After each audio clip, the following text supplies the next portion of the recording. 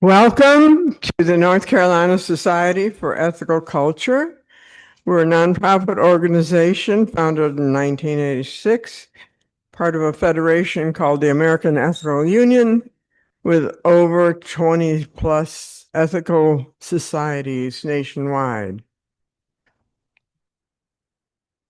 Ethical Culture, as it was named, founded in 1876, is a humanistic, religious, and educational movement working to create a better world by promoting ethics across all boundaries, such as religion, race, and nationality. We attribute worth to human life and are dedicated to treating each human being so as to bring out the best in him or her.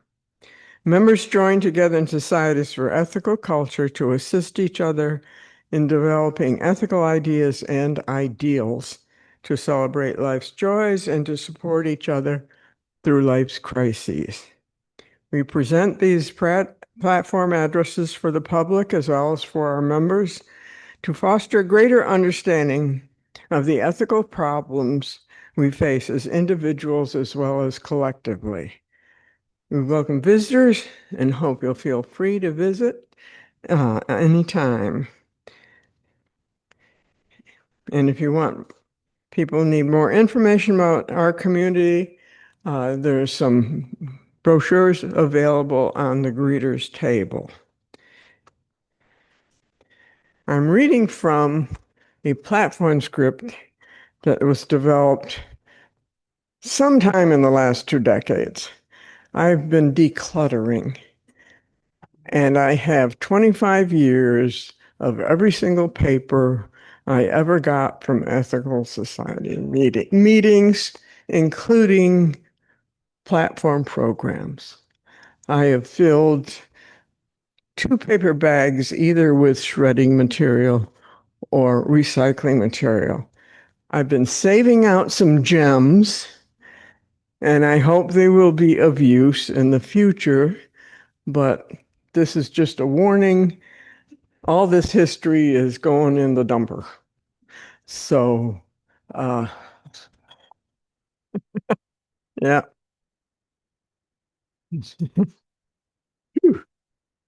All right. We're a community here. We also live in many larger communities.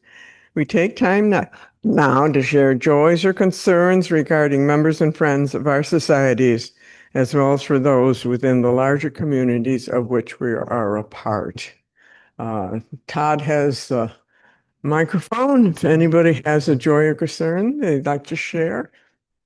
Fred? I have a tremendous joy. Oh.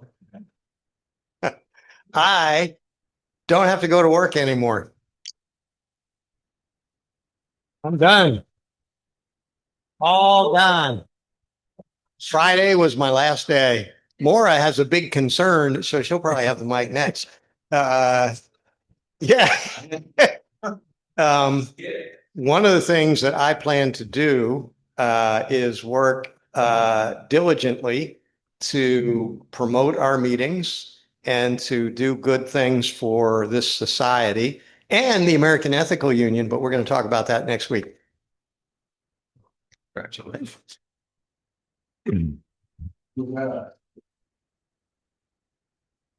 I do have a joy. Fred and I and Solomon and Allie all went to the American Ethical Union meeting last weekend. I can't believe it was only a week ago. It was a really good meeting. I really enjoyed seeing the NYSEC building, New York Society for Ethical Culture, and seeing people that I had met before and got to see them again. And there was a lot of interesting stuff going on. The one resolution that I didn't want to pass didn't, so that was awesome. And we'll tell you again more about that next week. I have a concern.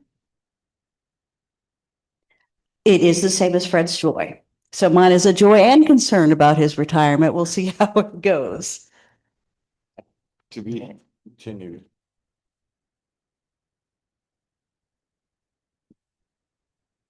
unlike Fred, of course, I'm retiring, too young. But anyway, I have been off for vacation, took some vacation time for about 2 weeks or so, I mean, 2 weeks. And I am unfortunately back to the salt mines tomorrow. Okay.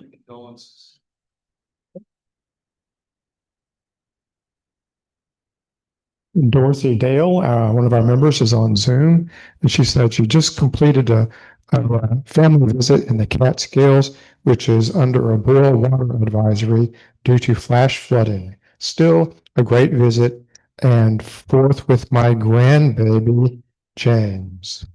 All right. Grandbaby James makes me think of baby James, sweet baby James. Grandbaby. What else? Well, like some, I'm back from a month of vacation in Maine, where I had lobster every day for lunch. And we went by the Catskills on our drive. Fortunately, we missed the worst of the rain. There was terrible rain in Albany and Troy the day before we left, and it had already dissipated and drained away. So I felt lucky about that. I was up the night before we started driving, worrying about flooded roads, but didn't happen.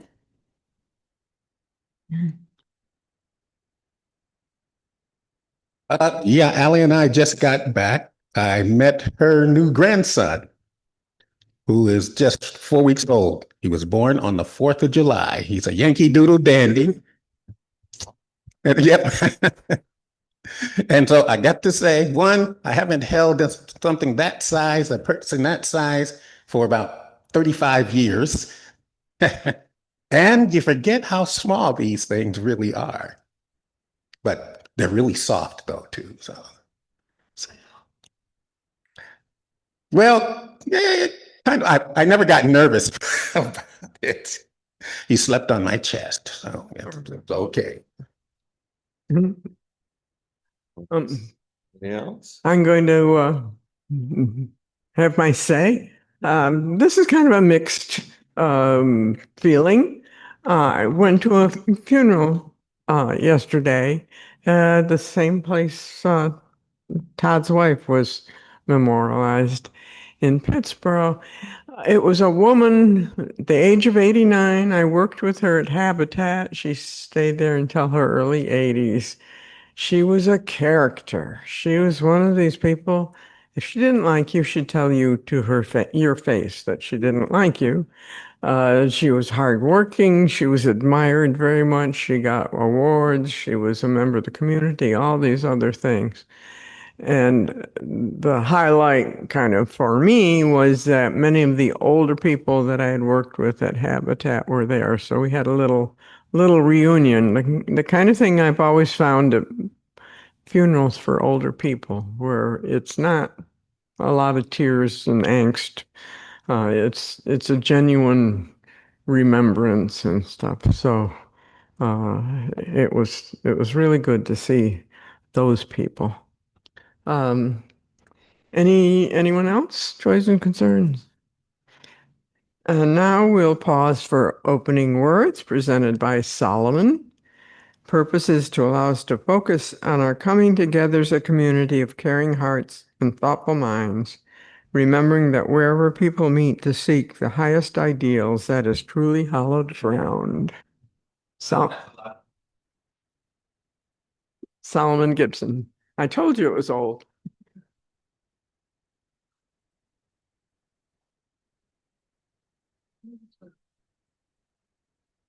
Okay. Today's subject is microplastics. Is that right? Cool. Okay. Then it's appropriate. I'd hate to have opened this up and it'd been something else. As is what seems to be rather common in this country, generally any social, political, or economic policy, if you scratch the surface, usually whether intended or not, has to do with race. So it occurred to me, plastics and racism. I Googled it, not expecting anything very direct, but Surprise, surprise. Stuff came up.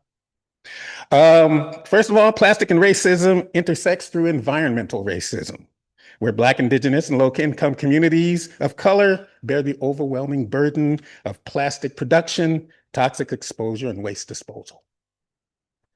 Fossil fuels, petrochemicals derived from oil and gas, leading to extraction and refinery operations, are placed near vulnerable populations. There's Cancer Alley, an 85-mile stretch in Louisiana along the Mississippi River, which contains over 150 petrochemical and plastic plants next to predominantly Black neighborhoods. Studies show Black Americans are significantly more likely to live near hazardous waste and high pollution facilities tied to plastic manufacturing than white populations. Past discriminatory housing policies and modern local zoning laws, channel heavy industrial factories into low-wealth neighborhoods with lower land values and less political power. Cheap single-use plastics are marketed heavily and sold in high frequency in communities of color due to low subsidized price points and a lack of access to safe, reusable alternatives. And lastly, a disproportionate majority of waste incinerators and toxic landfills are placed in or immediately adjacent to BIPOC neighborhoods. So there you have it. Depressing.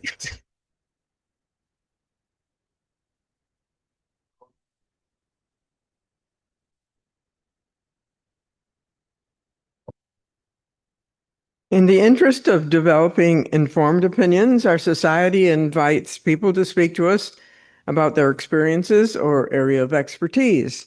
Their viewpoint is offered in the spirit of increasing our awareness of the issues that are so important in today's world.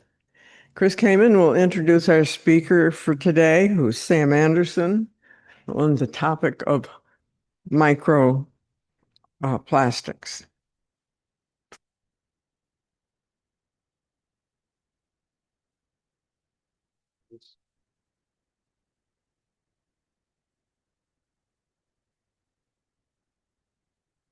All righty. I'm not going to the podium since it's difficult for me to get up and walk around. So Sam moved down to Chapel Hill 15 years ago to get a PhD in chemistry with a focus on polymers and materials and organic chemistry. Sam's been interested in recycling ever since. For 3 years, Sam chaired the Recycling and Composting Committee at the Pacifica Co-housing Community in Carborough. He is currently the chair of the Sunday Assembly, Chapel Hill. So we welcome Sam to tell us all about plastics and recycling. Well, thank you, Chris. It is, you may at some point see, especially if you ask me a question, I've got like the PhD level crunchy knowledge about plastics. And if you ask me a question, you'll see the characteristic, there's different directions of the eye way that you look when you're recalling certain information. Sorry, I got up here and that was the first thing I thought of. But I do want to start in our kitchen because that is probably the one place in the home where I take an item that I'm done with, and then I literally stand in front of two bins, right? And one of them's the trash bin, one of them's the recycling bin, and I have to make a choice. And so it's easy if it's a totally disgusting, like cat something or other, right? Gross. But it's harder if it's a plastic tub or a yogurt tub, or is this particular steel can actually recyclable? Or this paper seems to be coated in some gigantic quantity of thick inks and plastic. Is that still recyclable? And so I wanted to start there because that is a difficult place for us. And then once we make that decision, we basically stop thinking about it, right? It literally, we take that bin, we dump it outside in the giant blue bin next to our house or in our apartment complex. That gets wheeled out to the curb, and then like, goodbye in the truck. I've never seen that, bottle ever again. So from the kitchen, I'm going to take us to the recycling center that we go to next. And they are pretty remarkable places because they are immensely good at sorting things. They take whatever people are putting in there, good or bad, and they roll them up on a variety, just a whole bunch of different conveyor belts and sorters and magnets. There is a great video that I will recommend by Morning Brew on YouTube that really shows a lot of footage of these systems working. But they basically have giant fans that blow paper off the top. They separate out the metals, which are much heavier than the paper and the plastic. And then they have a giant steel or magnetic drum that sort of separates out the aluminum from the steel cans. And what you are left with, and they also crumple all the glass and they try to get the trash and the glass sort of to fall out of the conveyor belts. And what you're left with at the end is a mixed plastic waste. And one of the difficulties with these plastic wastes is that we have so many different kinds of plastics, right? That's why we have the 6 numbers that you're used to. There's also, if anyone has been eagle-eyed enough, there is a 7th number called other, very helpful.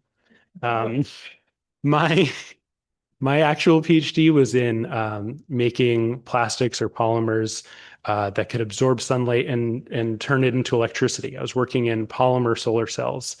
And so you can imagine that me and my colleagues were not creating polyethylene that could absorb sunlight. We were making bespoke, interesting, novel kinds of polymers. And you don't even have to get that experimental to get into the wide variety of plastics that we make children's toys out of, that we make baby bottle out of. I have an 8-year-old. A lot of my examples that I'm thinking about are going to go straight to child-based objects. So at that point, they try to separate out what's left.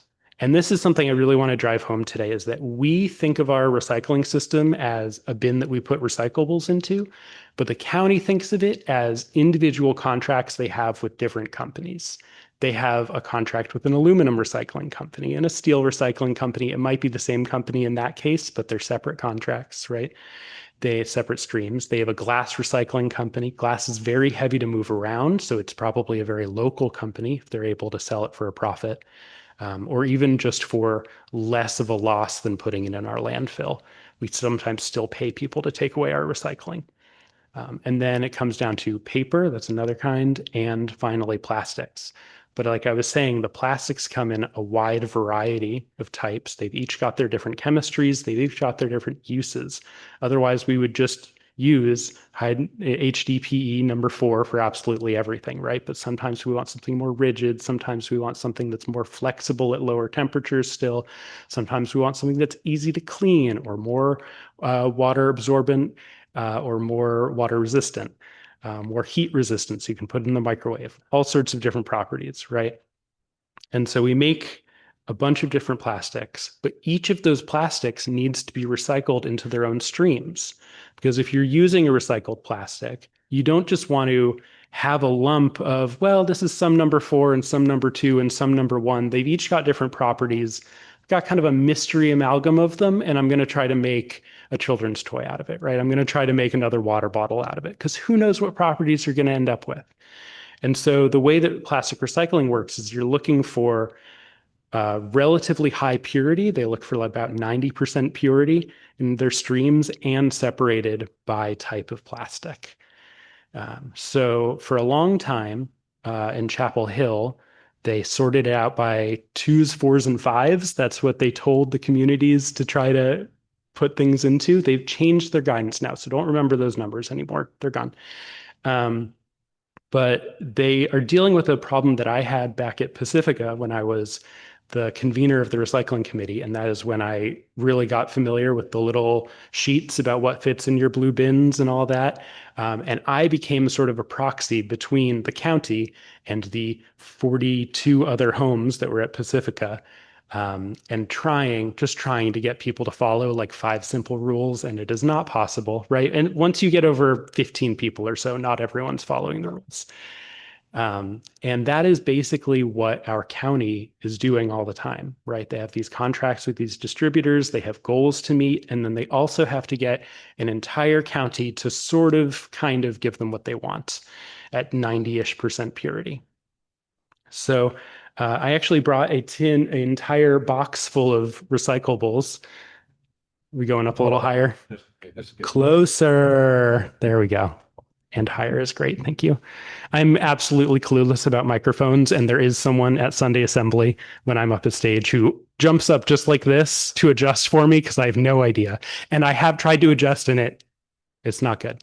So I'm going to hand out some objects right now. I have fully cleaned all of them. Don't worry. And I just want to ask you to consider how many plastics are in this thing, right? Because we are trying to get pure plastics or 90% pure. How many plastics are in this thing? And do you think it's recyclable in Orange County or Durham County? I'm going to group them together because they're basically the same in terms of rules. So I'm going to hand those out and then I will talk directly to Mr. Camera while the people are doing that.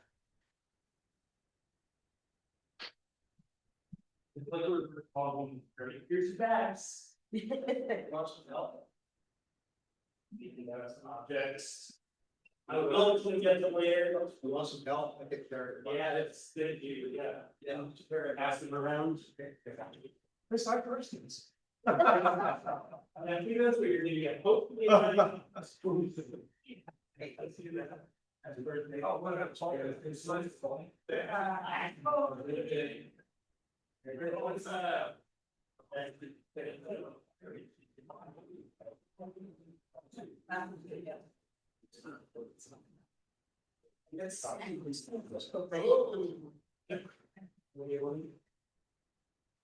Coming over here with the gallons. Good luck with it.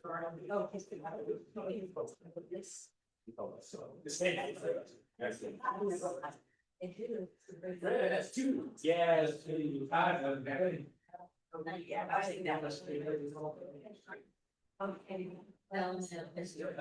got it off.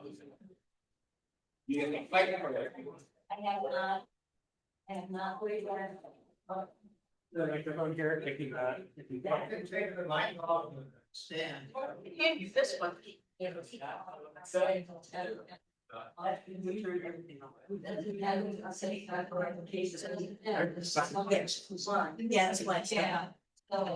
right.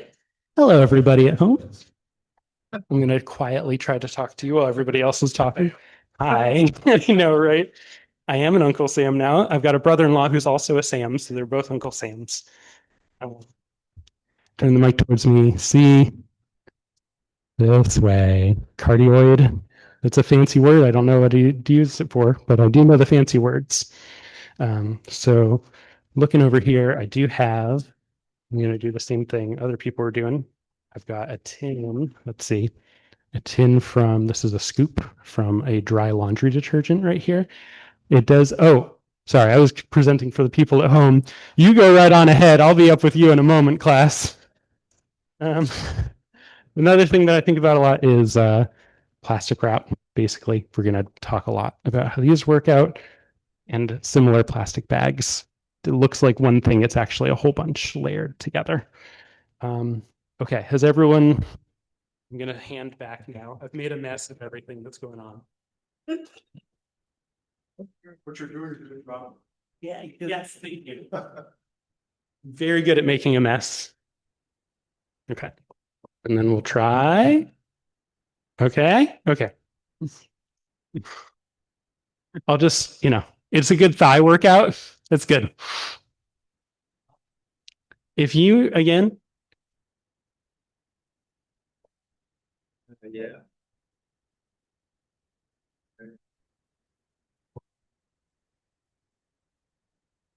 There we go. That's great. Yeah. Perfect. Perfect. Great. I know.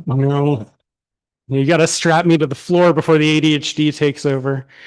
Okay, great. So can I just, I'm going to call on various people in the class and we'll hold up what you have and tell me what you think.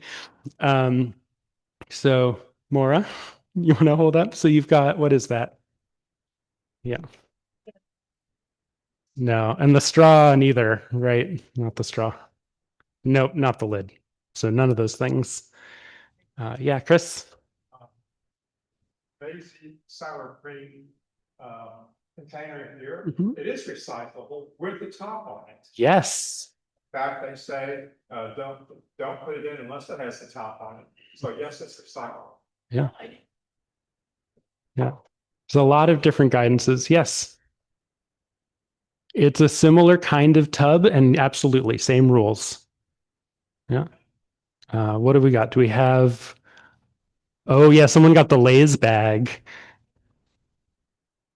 Hmm. Yeah, there's too many materials there. If I remember, Mylar is 5 different sheets of things all laminated together. One of them is actually a heat shrink plastic. That's how they fuse the ends together, is they basically crimp it with a hot piece of metal and it seals the edges. You can also shrink them if you want with a hot enough thing at home, like a microwave. We'll do it. Don't do that. It smells bad. Atish in the back.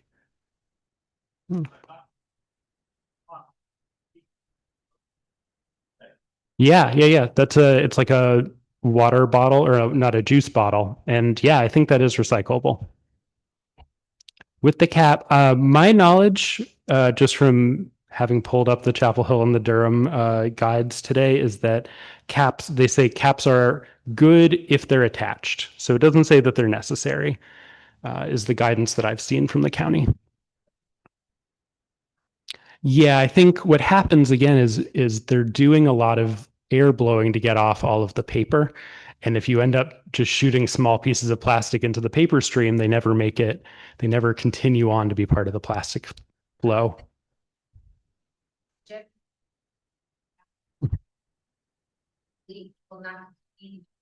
Yes, it's a huge problem.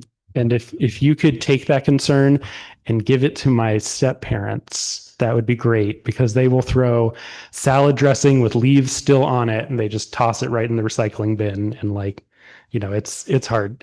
You're not getting to the 90% purity, right? With that kind of recycling. Oh, let me interject something real quick. I went to the Chatham County had a course, and we went to the recycling center in Raleigh, and they said, if it's smaller than a postage stamp, don't put it in the recycling because it won't work. So that's why bottle caps, anything smaller than a Post-it note, don't throw in the recycling. Yeah. Thank you. If it's back on the bottle, then it's fine. Yeah, it gets to the right waste stream. And that counts for paper too. Anytime you're holding like a scrap of paper, if it's bigger or smaller than a Post-it note, that's your yes or no. I'm going to hop over to here. What a layman would call a paper cup. Yeah. Sure, there's more to it than that. Yeah, it's I would almost describe it, just for the people at home, like something you'd buy like a warm soup in, right? It's not styrofoam, but it's supposed to be waterproof. It is definitely paper based, right? But it needs to be waterproof, which means there's a shell on it. These days, that is probably plastic. It's not wax, because again, the wax would melt a little bit with heat.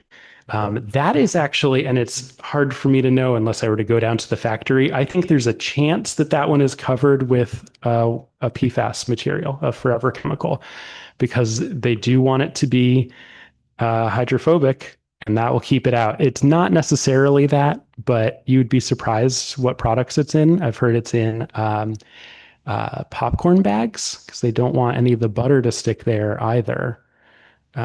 Yeah, isn't that funny? It's not just nonstick pans. It's in all sorts of little products. Now, of course, I don't have any popcorn bags, but definitely trash, right? Again, multi-layer. Yes. That's a very particular, again, like a different kind of plastic that they add into things or spray separately. When they ask questions, you can hear it. Oh, okay. Yeah. Okay, we've got a separate mic. Yes. And I can be repeating the questions too more. I have a container that's a cold brew coffee container. Mm-hmm. It's plastic. It is marked. Does have a recyclable mark on the bottom with a 1. Yeah. But I would guess the cap is something different, and I would guess the label something different also. Yeah, you've absolutely nailed it. With these bottles, I'm actually going to come take that from you. The wrapper is another kind of plastic. Yeah. And this is a company that I like in particular because they actually corrugate the plastic. So this is good for them. and it comes right off. Now, of course, this is trash, but you've saved the rest of the bottle. This is now a higher purity bottle to go back into the plastic stream. Yeah, it's nifty. Not everything has that. Most, like Aquafina, they just glue it together a little bit and you'll never get it out. But with these systems, when they're making giant balefuls of bottles, you can bet they have a lot of Aquafina bottles and Dasani bottles in there. They've built a system that can handle exactly that issue. So, for better or for worse, that's, they're used to it. Hi. Yeah. To follow up a little bit, Mhm. it says this is double poly paper hot cold food container. Okay. Yeah. Chino, California. The poly paper is, there you go. There's the polymer that's on there. It's definitely some kind of plastic. Yeah. And I can't speak to what kind, right? Because it's not a 1, a 2, a 3, a 4, a 5, or a 6. It's paper mixed with a 7. So Right. this is some kind of trade name or something that's proprietary with his company. Absolutely. So we lay people can never really know what it is. No. Okay. Yeah. All right. Yeah.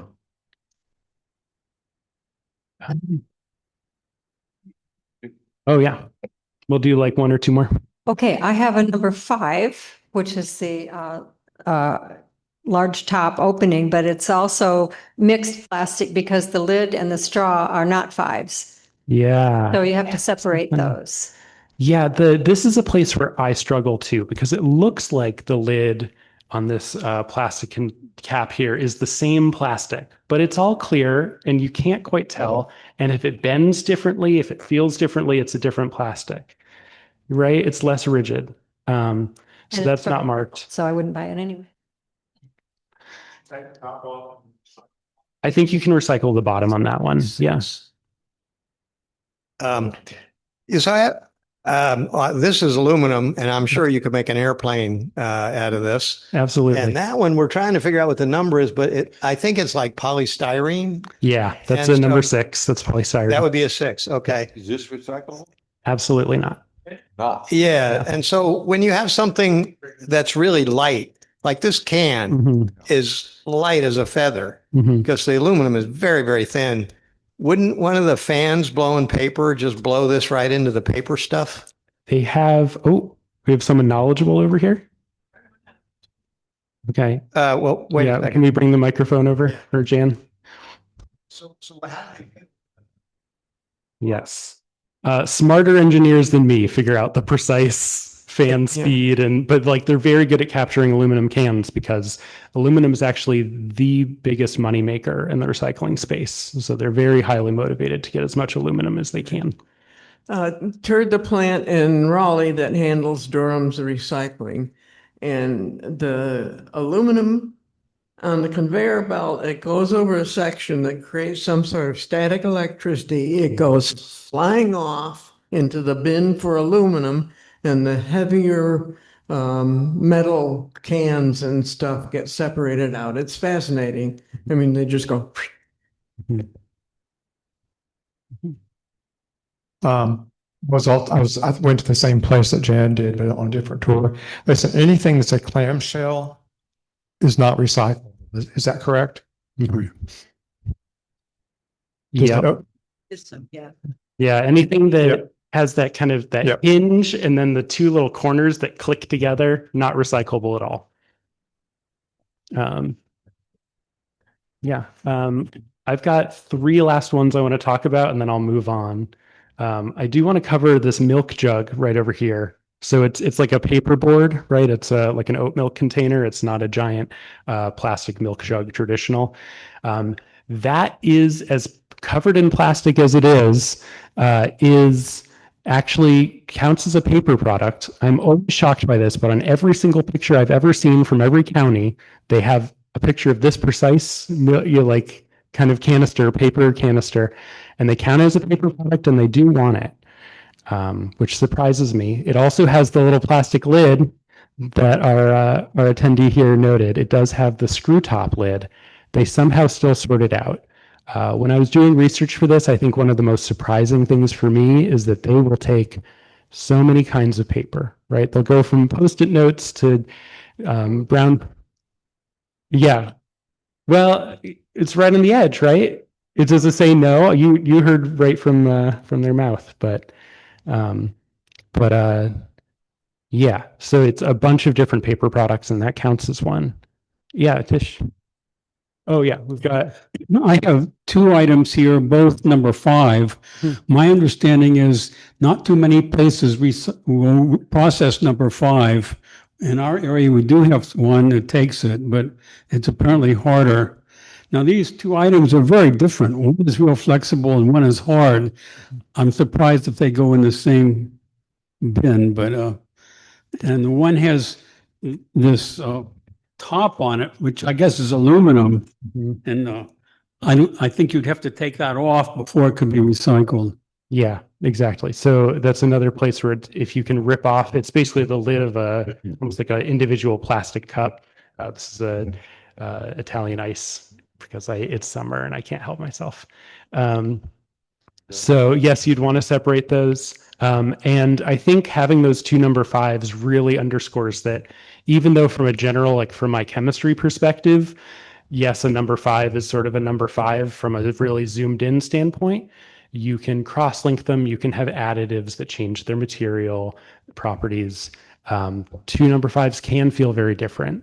And it is sort of on the recycler itself to try and handle that variance. But that's sort of some of the recycling thing is you end up with a lower quality product when you're going back into the recycling stream for exactly these reasons. So, since you're a polymer chemist, I'm going to ask you a polymer chemistry questions. Now, how are they distinguishing different types of plastics that is flowing in the stream? Because I know of two pure ways to do it. One is pyrolysis, and the second is infrared spectroscopy. Yeah. So how are they doing it? Because there is 1, 2, 5, 7, everything there. So how are they distinct? Because even I think that even that they don't have the time to do a pyrolysis work to distinguish the signatures or the FTIR or anything. So just curious. Yeah, it's I think it is a mixture of actually them using the triangle numbers that we're not really supposed to look at and a little bit of spectroscopy, which makes it more difficult to recycle black plastics because it's harder to identify something if it's absorbing all the wavelengths.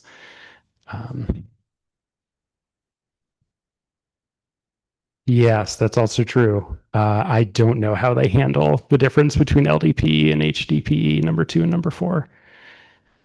Do we have any more questions before I move on? Oh yeah, we've got a weird PVC pipe piece. PVC pipe, and so it's PVC pipe, I think, but I didn't know this, but these two resident geniuses next to me have told me this is not recyclable, but it is reusable. Yeah, that's a great point and a good segue into when we talk about the little triangle, the little logo for recycling, right? It's reduce, reuse, recycle. Recycle is the third one on that list that is actually a ranked list. So you want to avoid getting a bag from the CVS if you can. If you can't, you want to make sure you can reuse it. In this case, you would want to try to reuse this PVC piping in an art project or in another plumbing project or something.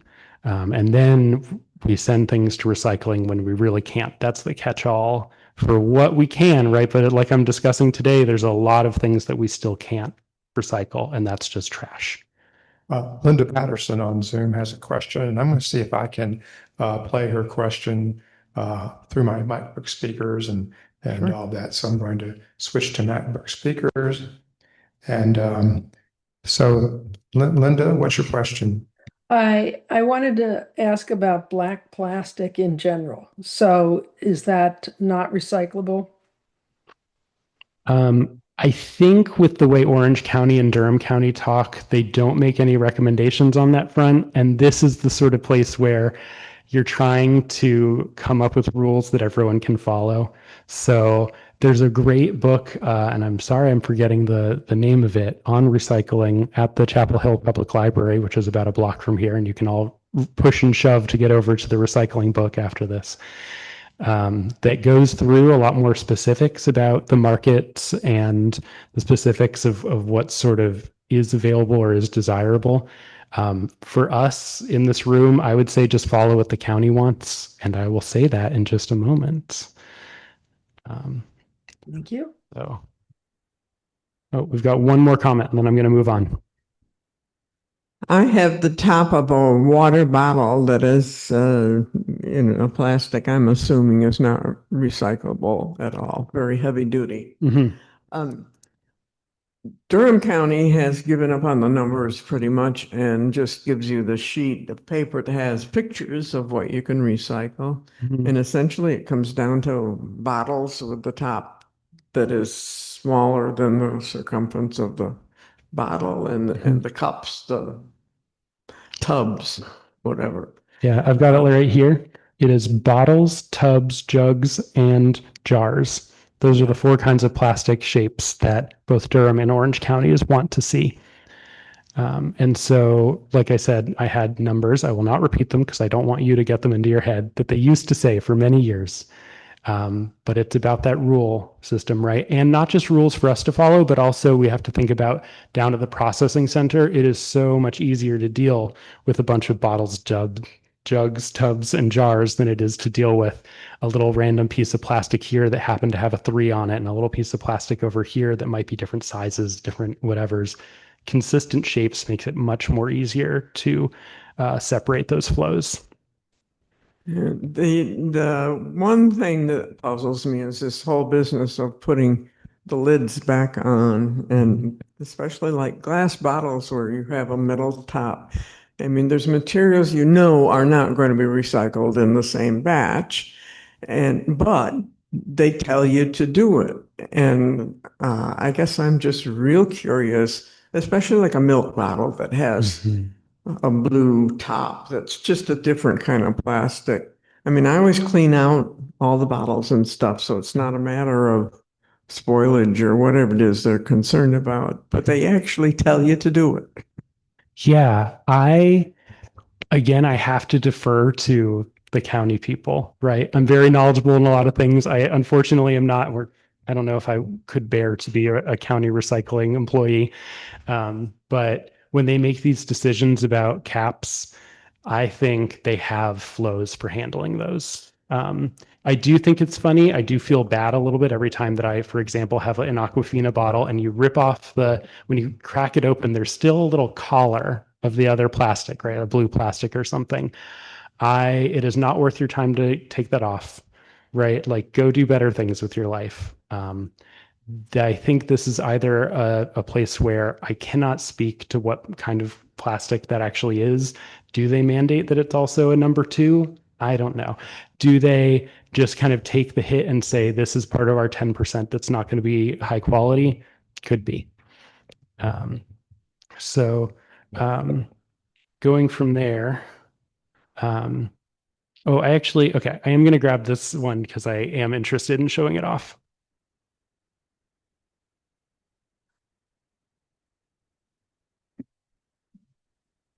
I get my own share and tell now.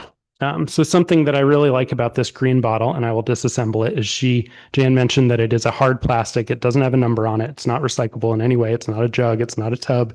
It's not a bottle, and it's not a jar. I did all 4. This silicone piece comes out to the drinking straw, and it is going to be impossible for y'all to see, but there's 2 more different kinds of plastic in here. There's a black O-ring that's sealing against the metal container. That's the water bottle. And there is a very tiny gray valve that relieves pressure when you're drinking out of this water bottle, so you don't get a sort of negative buildup of pressure. And so this one water bottle piece is 4 different kinds of plastic. So this is the kind of like amazing engineering we can do, but it also means that you're not recycling this stuff, right? And then I want to get on to another thing that happens down at the plastic plants, something that you will naturally avoid if you stick to, let's see if I can do it, tubs, jars, jugs, and what's the last one we've forgotten? Bottles, thank you. And that is plastic films. Anyone that's old enough to remember Kodak knows that a film is just, like a thin plastic sheet, basically, celluloid back in the day. And these are absolute no-nos in the recycling stream. They're called tanglers. And they basically get inside of the sorting equipment and can basically stop it. Sometimes they need to shut down the entire production line just to have somebody by hand grab and pull out a bag. This also counts for like electrical wires, right? Things that are long will also tangle in there. I think about it as anything that you would be upset to roll over with your vacuum, right? Like, you're like, God, like, why is this string here, right? Horrible. And so again, if you're sticking to the 4 nouns, let's see if I can do it again: tubs, jugs, jars, and bottles. We got it. You will not be adding tanglers into the system, but they are very expensive. And so it's very important that you keep those CVS bags out. And some people will try to put their recycling inside of a plastic bag. And now you've just added not just any old contaminant, but something that, again, may stop the entire system from working for minutes. So keep it unseparated, keep it separated. From there, let's see, I can touch a little bit on microplastics, but I did want to talk about some of the financial realities of recycling, because even after we've sorted all of these things and we've gotten it to the right companies and we have the contracts with them and they take it, what they do is they have basically a bale full. They compress the heck out of these old bottles and jugs and they bring it over to the factory and they melt it down. And the thing that they want are these small beads. And that's basically the industry standard for how you handle plastic, is a bunch of small beads. And what they can sell, so that is basically set up to be exactly the same form factor as new plastic that you get from a petrochemical. Of course, slightly lower quality, right? And so you can buy it a little cheaper, unless it's not cheaper. When oil prices are low, it is more economically feasible to have more oil refineries going. The building blocks for all of our plastics are made from petrochemicals. So when oil prices are low, new plastic resources are cheap and they can become cheaper than recycled plastic. And so now the recycler is usually just kind of holding on to supply until hopefully oil prices go up again and it becomes financially good to sell them. So there are slowdowns there that happen with markets. If you were to say increase the cost of oil, you could change those systems a little bit. But that's a harsh reality there. Yeah, it's difficult. Yeah.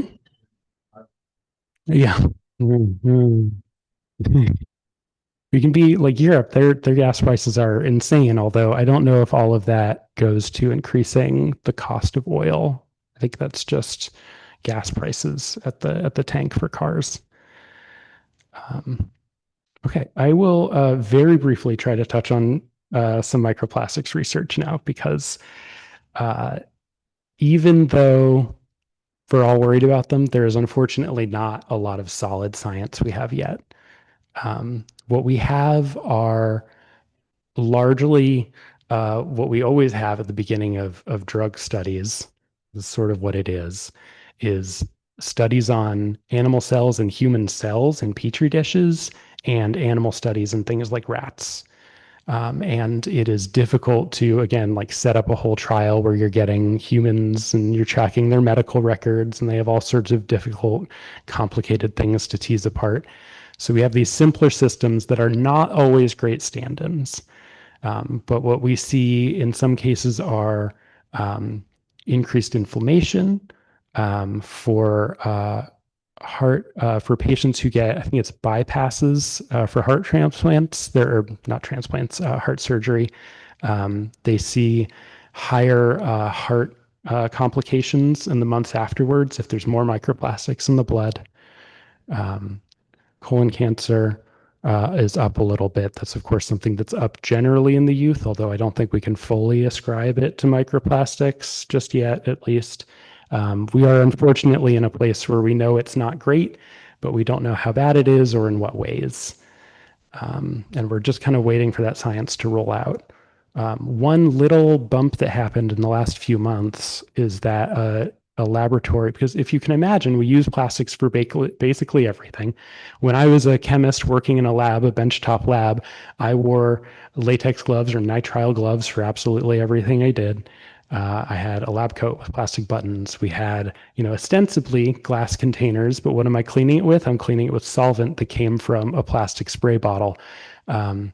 So plastics get into all of your equipment. If you are a microplastic researcher, getting rid of plastics in the lab is actually an extremely hard thing to do.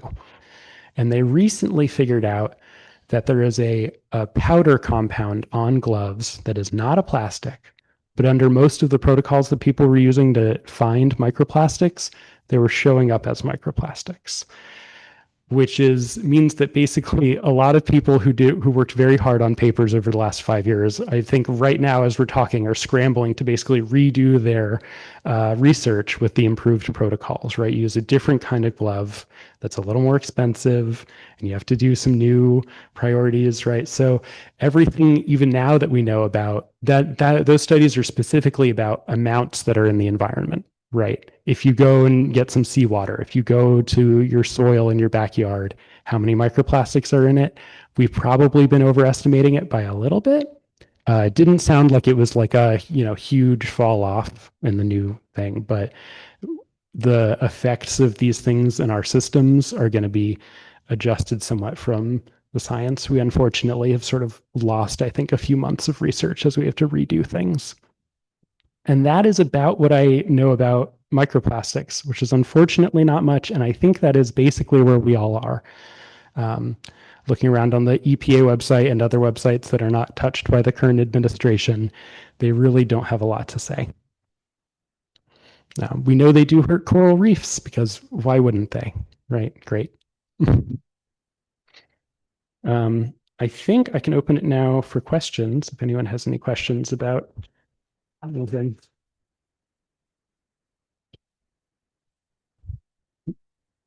Yeah.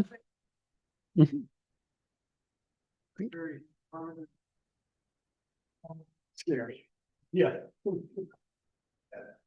Well, don't go there. What? Atish, did you want something? Yeah.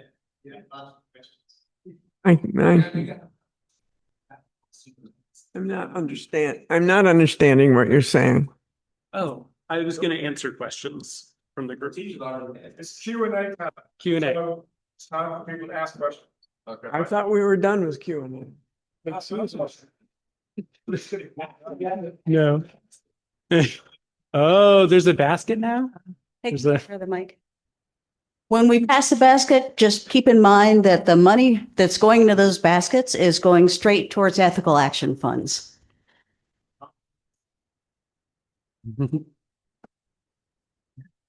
I had a quick question. We're doing more and more recycling, it seems. Is there any good news that, we are not polluting the environment as much as we were before the last 10 years or something? Is there anything good to say? It is so very hard to say something like that. As we're getting, like better plastic collection protocols, right? Like all of the robots they have for the Pacific Gyre, the garbage patch, right? That's great work. But in terms of, like you see a plastic bottle rolling down the hill outside of this venue, we're doing about the same. Something I think about sometimes is that one reason we turn away from glass, one reason that we go to plastics so much is because it is lightweight and driving around is expensive.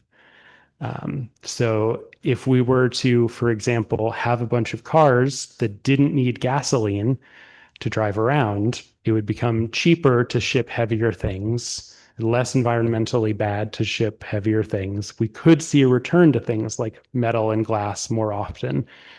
And one thing I didn't bring up during our little chat session about all the cans and plastics earlier is that all of your aluminum cans, all your steel cans, they're lined with plastic. You are not tasting the aluminum from your aluminum can because there's a thin plastic sheet. You're not getting so you may all remember the The extreme fear you'd get around having too dented of a steel can because you might get botulism, those botulism risks are way down because there's now a plastic liner in there, so that even if the can gets pretty dented, you've got a pretty solid chance that the contents are okay. I'm not telling you to go ahead and eat things out of a heavily dented can, but that's just to say there are benefits to why we've started putting plastic in everything. And that's why there was that BPA scare about 10, 15 years ago, is because we do coat the insides of cans. And then when we go to recycle aluminum and steel, we melt them so hot that we basically burn away any of the plastics that are in there. That's how we get rid of it. Yeah, exactly, into the air. Yeah, I'm sad because I've worked with polyvinyl chloride, and the difference in color, texture, and things of ultimately of plastics was through chemical stabilizers and stearates. Is that still the process? Because I'm hearing a lot of fossil fuel and oil as opposed to polyvinyl chloride, which is a powder that is melted. So is there a difference in where plastic comes from and how they shape it and turn it into the various things that they do? Yeah, you are just dealing with basically a different size of the same plastic as everything else. A lot of plumbing piping, like the white piece that was held up earlier, that's PVC. And basically the difference between that and what you're used to is just particle size, right? They molded something in here in an injection molding machine. For you, they might have just ground it up or intentionally made them smaller when they made the plastic pieces. But yeah, you're right. It's and like all the additives that go in there are the things that even within one plastic name, there are pretty different drastic differences that you can get through processing conditions and small amounts of additives. Yeah, I got a question. My uncle, who has passed away a while ago, he worked in the 50s extensively on thin film plastic and the development of it. He worked for Dow Chemical and some other companies. And he told me the biggest problem they had when they were developing this stuff was stabilizing it. They would put a sheet on the lab bench that they had developed, go home, come back the next day, pick it up, and it would just shred because they had fluorescent lights in the ceiling producing UV, which was degrading the plastic, and they left the lights on all night. So it would be interesting to hear your comment on that. No, the second, because now everybody thinks of plastic as like it will never degrade, but that was sort of a preamble to my real question, which is biodegradation. I'm a newly retired microbiologist, and I'm aware that there's some very active research going on for biodegradation. Are you aware of any of that? And is that an approach that industrial people are taking seriously?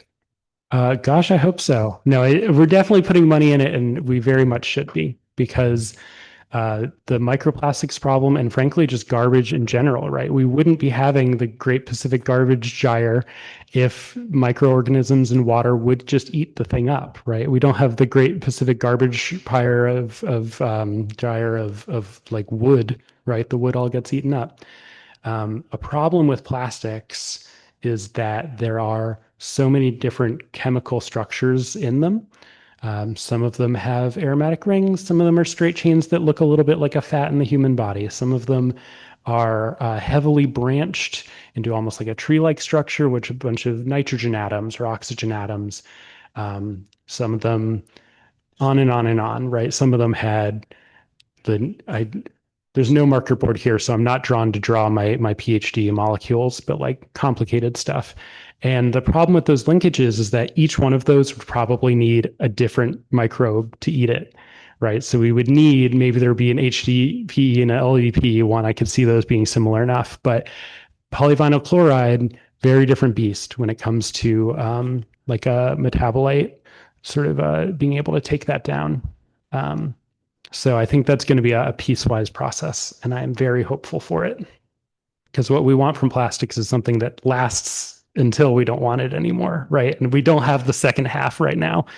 But to your point about UV, another thing that we often add into modern plastics are UV stabilizers. Anytime you get an Adirondack chair, right, some kind of outdoor plastic, they are putting compounds in there that will safely suck up the UV so that we're not breaking down the polymer over the course of months or years. There's sort of a safety or a shield. That's what I mean. They are also putting in. They are also putting in antioxidizers and also slip resistant, all sorts of additives. Okay, my question was a lot of the polymers that are used in various industries, plastics that are copolymers. How do they deal with that, or they don't? We don't. That's 7 other, right? Like, what do you do with that? There's lots of, high performance engineering plastics. Copolymers are basically, they'll take, to give a very facile example, if you had a bunch of HDPE and then a bunch of polyvinyl chloride and you kind of stitch them together in blocks, or if you kind of mix them together so that the long chain is a mixture of the little pieces, almost like if you had a mixture of yellow and red Lego blocks in a long chain, or giant yellow patch, giant red patch stuck together. Those have useful properties for all sorts of reasons. What can you do to recycle them? Not much, right? This is another place where, unless we can take them apart in some way, or I think honestly hope that the biochemists figure something out, I don't think there's much we can do with those plastics. So I have a couple of questions that are semi-related. One is about the aluminum flaps that cover yogurt containers and so forth. So I save those and then wrap them in a ball of aluminum and put them in aluminum recycling. Takes a while, but that's something I do. But what happens to the plastic film that I take to the grocery store and put in the plastic film bin? Yeah. I'm hoping that goes somewhere. And related to that is I just spent a month on the coast of of Maine, and they do not have plastic bags in their stores in Maine. It is something that they have outlawed. And so there aren't pieces of plastic blowing all over the place, which I think is a really, really good idea. Yeah, I would say the number one important thing about those, they're often at grocery stores, right, where you drop off a wad of or a bag full of other plastic bags, is that they are not ending up in the environment. Right. I think the number one thing is they get caught by the wind. This is a big ecological problem with animals. This is a wastewater problem. This is a stream health problem, all that. So that is like the number one thing. Economically, what happens? We are riding the line once again on, is it economically feasible to actually sell these things again? Especially when sometimes this bag had cilantro in it and 10 leaves of cilantro are stuck in here, right? So that's going to end up affecting your ability to recycle that. Something I think a lot with recycling is we are melting down the aluminum, right? And so if you have a tiny bit of or steel cans, you have a tiny bit of cat food still left at the bottom of your steel can, it's going to get incinerated, right? But with plastic, we're not incinerating any of it.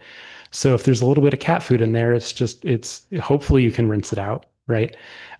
So they basically get put in warehouses, and when the market is right, they can sell those wads of plastic for very, very cheap. So I would say probably better than a landfill, just barely. And the most important thing is keeping it out of blowing away in the wind. I have a slightly different question. I've read different things about our plastic waste going off to other countries entirely, usually far poorer countries, and of some of that plastic simply being burned rather than having anything done. And I just wanted to get feedback on that.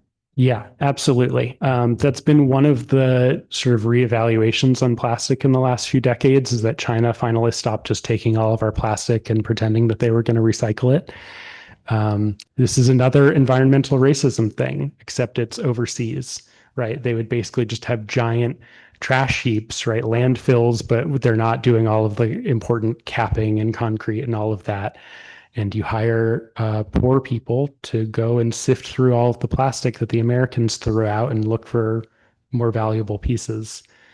And of course, that leaches into the soil, huge economic impacts for those people. So at some point in the last, I want to say 2 decades, China basically said no more. They are not really taking our plastics anymore, which has drastically shifted the economics of plastic recycling here. Of course, the economics were sort of a lie, 30 years ago, because it was just going to sit around in a field in China. So did that cover? Okay. I have a question about the company called Ridwell. I just started, pardon? Okay. This company called Ridwell I'm using, and you pay $12 a bag. They send you a plastic bag, and inside you put the flimsy material or something that they say they can recycle, which wouldn't ever be recycled sort of commercially. Do you have any opinion on that, or are you familiar with Ridwell? I have heard the name and I know nothing about them, so I'm sorry. I assume that if you're paying them, right, to be able to get rid of this stuff, so that's probably some of their business model. Because again, all this recycling is very thin margins, except for aluminum and steel are great, and glass is pretty good, but because it's so heavy, it has to have a local user, because you don't want to ship that 2 states over because it's so heavy. And all the plastic stuff is very thin margin. So they might have a system in place for handling that particular. I think there's a very particular kind of plastic that they usually do, right? Like a kind of a Mylar or something. Yeah. So I bet they have specialized processes, and that gets around some of the sorting issues that you have down at the county recycling bins. One thing that I want to say before we wrap up is that if you put something in the recycling bin and it is not recyclable, right? But it's not something that's going to ruin the machines, it's just something that's not useful. Then they have to put it back in the truck and drive it over to the dump anyway, right? So you've basically made it take a longer route to the same dump if you sort of hopefully throw something in there that's definitely not recyclable. I just have a question more on the history of plastics. Like, when was the first plastic developed, in the 20s or 30s? And is there one person responsible? Yeah, I mean, Bakelite is the start of it, I think, or the sort of the generally acknowledged one in the, I want to say 1910s.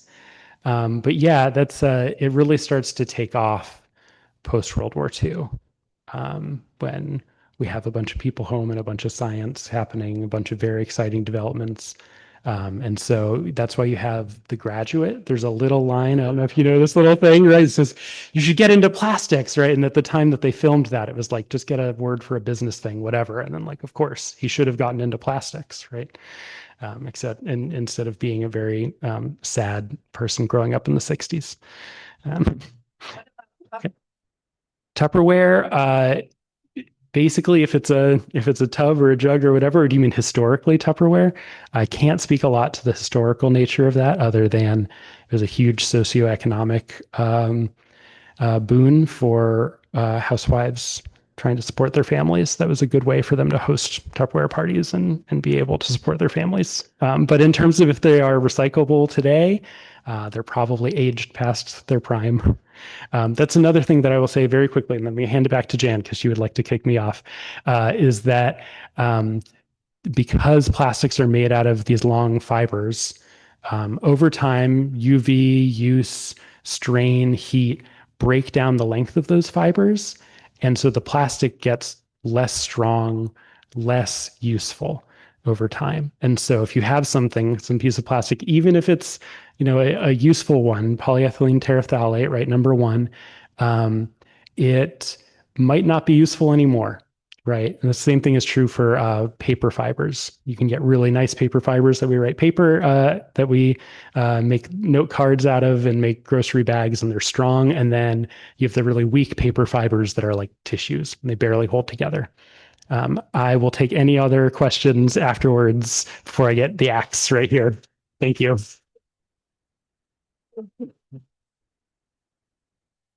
think we probably can get Sam to hang around a little while and answer those questions that are still burning in your thoughts. Let's see, we've done the collection and announcements. Time for announcements. No information. Oh. Next Sunday, we're not meeting here, right? So don't come. We're going to meet by Zoom. And some people who attended the AAU assembly will be giving a presentation. Is that right, Mark? Yeah. All right. Okay. My memory still works. All right. And after that exciting presentation, well, maybe not exciting, we will be having our monthly board meeting. Anybody is welcome to attend. It's on the same Zoom channel, same Zoom time, everything else. I wouldn't say that it was the most exciting thing to do with your afternoon, but you are absolutely welcome to come. Okay. Solomon, you have an announcement? I'm not sure if this is actually whether or not we've decided to do this or not. Chris and I were checking out one of the venues, and there was a plan sometime in the future to hold a test meeting as we did with Seeds. I guess we haven't really decided on that date, Chris? Okay. All right, then this is a little premature, but sometime in the next month and a half, there'll be a meeting where we will be testing out a new location. Okay. To be announced. Okay, Chris again.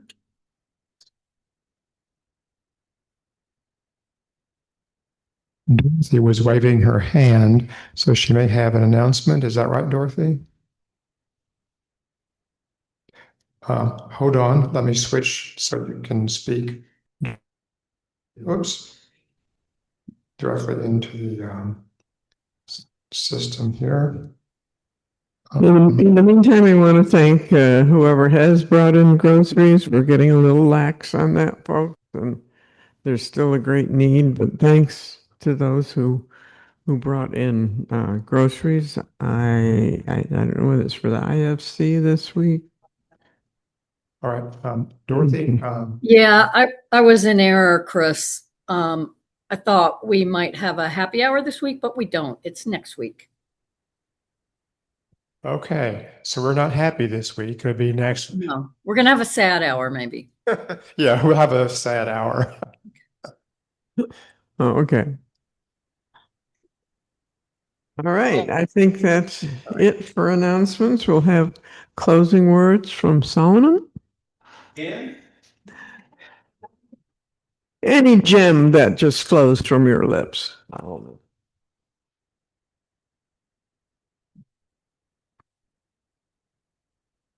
You can recycle that. You can actually recycle that. Oh yeah. Having worked at the landfill in solid waste management, I went to respond to the little plastic bags actually, because I saw a bunch of them at the landfill and I saw the wind hit them and it was like snowflakes. Horrible, because I had to pick them up. You can also take those bags and donate them to Table in Carborough. They will take those plastic bags and they will recycle them for the food that they distribute to their clients. Oh, okay. Yes, animal shelters for litter. Okay. Yes, so in following up with plastics, what occurred to my mind was plastic poetry, poems about plastics. I started with that and then I left it behind because they were just too darn long. But I did stumble across slogans, and I have several here, plus an interesting anecdote that I'm unable to explain, that I'll leave it up to you guys to kind of figure it out as to whether or not we should be paranoid about it. Anyway, a few short rhyming slogans about plastics. Do something drastic, cut the plastic. Give our earth hope, to plastic say hope. The plastic bag is such a drag. Don't be elastic, say no to plastic. Keep the sea plastic free. The oceans don't want to taste plastic waste. To plastic say no, to help the sea life go down, to help the sea life down below. Save marine life, reduce plastic. And lastly, plastic free is the way to be. Now, the interesting thing I discovered in finding these slogans was that I actually could not find these slogans. They came up on the initial list, but every link I clicked on in Google to find 25 plastic slogans, 40 plastic slogans, how to, find the slogans on plastic, connected to nothing. There was no site for any of them.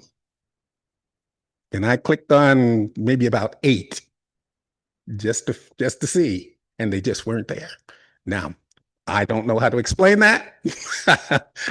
I'll leave it up to you guys as to why we can't find anti-plastic slogans, but I was mystified. Yeah, I told you. I'll leave it up to you guys as to how paranoid we should be about this.